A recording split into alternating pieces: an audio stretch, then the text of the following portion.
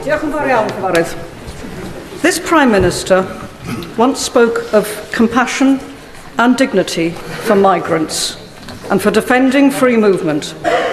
Now he talks of islands of strangers and taking back control. Somebody here has to call this out, Mr. Speaker. It seems the only principle he consistently defends is whichever he last heard in a focus group. So I ask him, is there any belief he holds which survives a week in Downing Street? Yes, the belief that she talks rubbish. Mr. Speaker, Mr. Speaker, I want to lead a country where we pull together and walk into the future as neighbours and as communities, not as... Let's be real. This isn't Keir Starmer landing a brutal blow. It's Keir Starmer revealing exactly who he is. When asked if there's any belief he actually holds on to a fair, even generous question, in light of his endless U-turns, Starmer didn't respond with conviction, vision, or even a hint of leadership. No, he responded with a snide jab at Plaid Cymru's Saville-Roberts. Yes, the belief that she talks rubbish. And just like that, we were reminded once again, Starmer isn't principled, he's petty. This wasn't strength, it was deflection. A man accused of having no core ideology, no clear beliefs, and no spine finally given the chance to prove otherwise, and he ducks behind a cheap insult. He didn't rebut her ideas. He didn't rebut her ideas. He didn't rebut her ideas. He didn't rise above the moment with substance. Instead, he opted for playground sarcasm, as if Twitter clapbacks qualify as statesmanship. But here's the irony. She wasn't wrong. The reason the question hit a nerve is because it's painfully accurate. What does Keir Starmer actually believe in?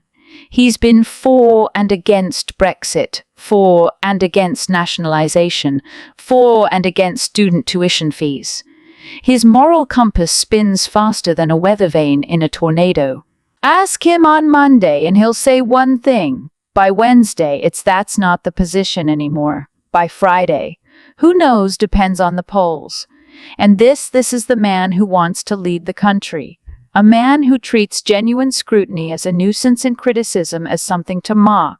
If anything, Saville-Roberts did the public a service by exposing just how thin-skinned and hollow Starmer truly is.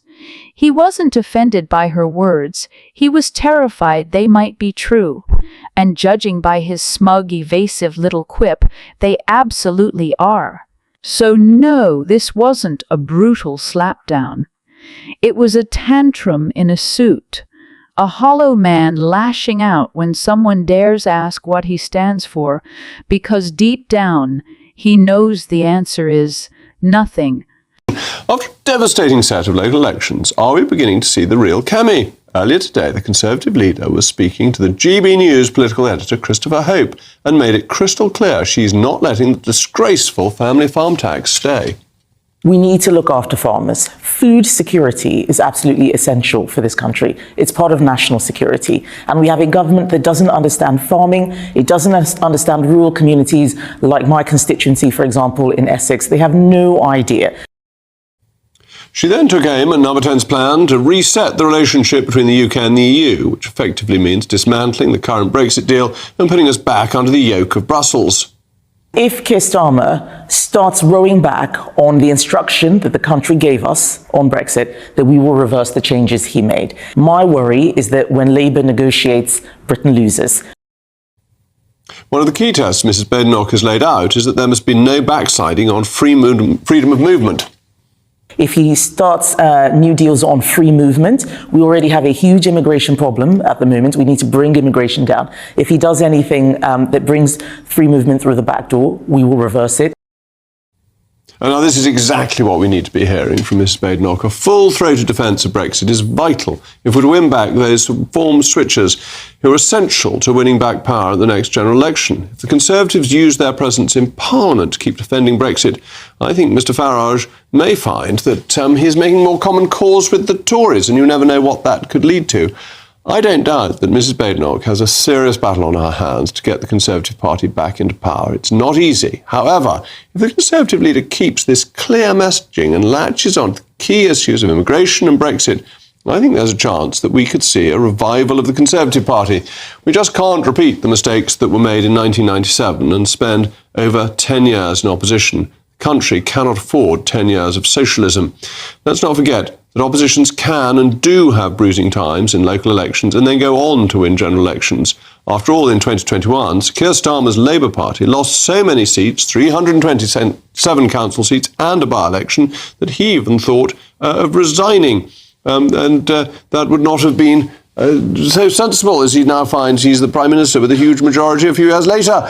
He's the leader and he's sitting on a majority of 170. So oppositions can recover. If the Conservative leader keeps this clear messaging and latches onto the key issues of immigration and Brexit, I believe that there is a chance that we could see a revival of the Conservative Party. At first glance, that may sound optimistic, maybe even naive, but peel back the political noise. And there's something undeniably strategic in that statement. Because if there's any path left for the Conservative Party to claw its way back from irrelevance, it runs straight through immigration, Brexit, and message discipline. No distractions, no technocratic waffle. Just raw, emotionally resonant issues that still define how millions of voters see their country. The modern Tory party has lost much of its identity in recent years. It's become a revolving door of interchangeable leaders, shallow slogans, and broken pledges. But at its strongest during the Brexit referendum, for instance, it was a party with a cause, a party that tapped into something visceral, control, sovereignty, borders, belonging. And that connection hasn't disappeared. It's just been buried under scandal, drift, and compromise. Immigration remains a top-tier issue in countless communities, not just as a policy matter, but as a symbol of cultural change, economic anxiety, and democratic frustration. And Brexit, though formally done, is still very much alive in the hearts of voters who feel the establishment never truly accepted the outcome. If the Conservative leader, whoever that may be, can reignite these issues with clarity, consistency, and moral conviction, the party may yet reconnect with its base and reframe the national debate. But here's the catch. It can't just be about rhetoric. Voters have grown cynical after years of bold words and weak follow-through. The next Conservative revival will only happen if the leader pairs tough talk with tangible action. That means pushing back against bureaucratic drift on immigration. It means defending Brexit not just as a political event, but as a cultural and economic direction. And above all, it means standing for something, clearly, unapologetically, and without flinching.